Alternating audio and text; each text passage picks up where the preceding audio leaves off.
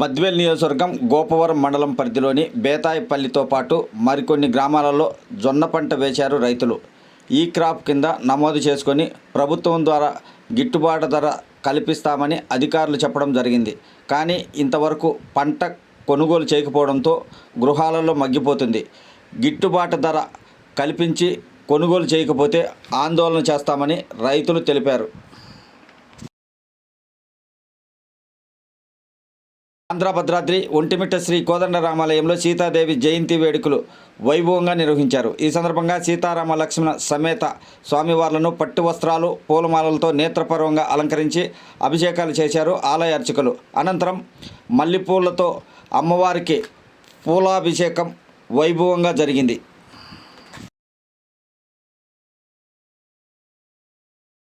అధికారుల అనుమతి లేకుండా అంతా మా ఇష్టం అన్న రీతిలో సిద్ధవటం మండలం జంగాలపల్లి దగ్గర ఉన్న పెన్నా నదిలో అక్రమంగా ఇసుక తరలిస్తూ సొమ్ము చేసుకుంటున్నారు కొందరు వ్యక్తులు.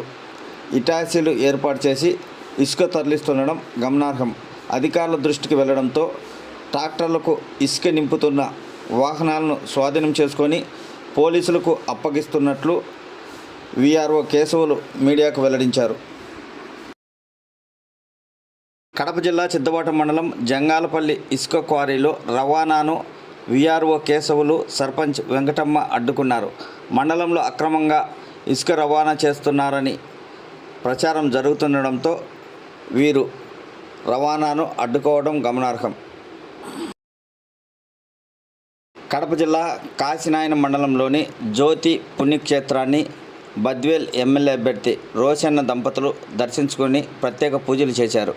ఈ కార్యక్రమంలో టీడీపీ మండల అధ్యక్షుడు పాల్గొన్నారు. రాజంపేట జనసేన నాయకుడు, పార్లమెంటు సమన్వయకర్త ఎల్లటూరి శ్రీనివాసరాజు పుట్టినరోజు సందర్భంగా రాజంపేట ప్రభుత్వ ఆసుపత్రిలో ఆయన అభిమానులు రోగులకు పండ్లు పంపిణీ చేశారు. కడప జిల్లా ఒంటిమిట్ట మండలం మఠపంపల్లి నడింపల్లి మధ్యలో కడప చెన్నై ప్రధాన రహదారి పక్కన శ్రీ వీరాంజనేయ స్వామి ఆలయం ఉంది. ఆలయం పరిసరాలలో ఉన్న స్థలంపై గతంలో కొన్ని వివాదాలు కూడా చోటు చేసుకున్నాయి. కానీ ఇప్పటికైనా ఆంజనేయ స్వామి ఆలయం పరిసరాలలో స్వామికి సంబంధించిన స్థలాల హద్దులు ఏర్పాటు చేయాలని స్థానికులు చెబుతున్నారు.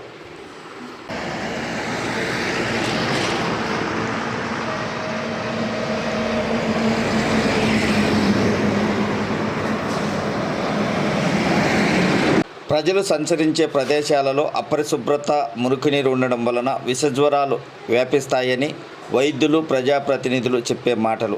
అన్నమయ్య జిల్లా రాజంపేట మండలం బోయినపల్లి దగ్గర కడప చెన్నై ప్రధాన రహదారి పక్కన ఎప్పుడూ జనాలు తిరిగే ప్రదేశంలో మురికినీరు నిల్వ ఉండి దుర్వాసన వెదజల్లుతున్నా పట్టించుకునే నాదుడే లేరు. మరి పంచాయతీ అభివృద్ధి అధికారులు ఏం చేస్తున్నారో వారికే తెలియాలి.